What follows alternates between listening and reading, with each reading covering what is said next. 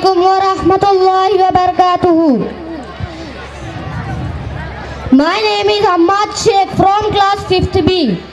نحمده ونصلي على رسوله الكريم. أما بعد، قال الله تعالى: فأعوذ بالله من الشيطان الرجيم. بسم الله الرحمن الرحيم. ألا بذكر الله تطمئن القلوب. ترجمہ: اللہ کے ذکر میں ہی دلوں کا اطمینان ہے. فاذکرونی اذکرکم. ترجمہ: اللہ تعالیٰ فرماتے ہیں تم مجھ کو یاد کرو میں تم کو یاد کروں گا. کما تموتون وتبعثون. محترم بزرگوں اور دوستوں، آج پوری دنیا کے انسان دل کے اطمینان کو ڈھونڈ رہے ہیں، اور جتنا وہ اطمینان حاصل کرنے کی کوشش کر رہے ہیں اتنی ہی بے چینی بڑھتی جا رہی ہے. اللہ تعالیٰ فرماتے ہیں دلوں کا اطمینان صرف اللہ کے ذکر میں ہے.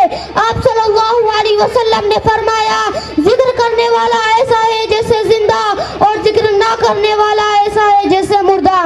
ذکر سے اللہ کا دھیان پیدا ہوتا ہے. اللہ تعالیٰ کا دھیان انسان کو برائیوں سے روکتا ہے، اچھے کاموں پر آمادہ کرتا ہے، اور اللہ تعالیٰ ذکر کرنے والے کا تذکرہ فرشتوں کی مجلس میں فرماتے ہیں. حدیث میں ہے کہ اللہ تعالیٰ فرماتے ہیں تم مجھ کو یاد کرو میں تم کو یاد کروں گا. تم مجھ کو اپنی مجلس میں یاد کرو میں تم کو اس سے بھی افضل مجلس میں یاد کروں گا. انسان زندگی میں جن چیزوں کی فکر میں لگا رہتا ہے مرتے وقت وہی چیزیں اس کے سامنے آتی ہے.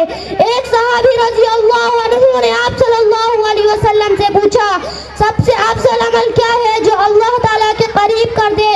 آپ صلی اللہ علیہ وسلم نے فرمایا تمہاری موت اس حال میں آئے کہ تمہاری زبان اللہ کے ذکر سے تر ہو، اور یہ تب ہی ہو سکتا ہے جب کہ زندگی میں ذکر کا اہتمام کیا گیا ہوگا.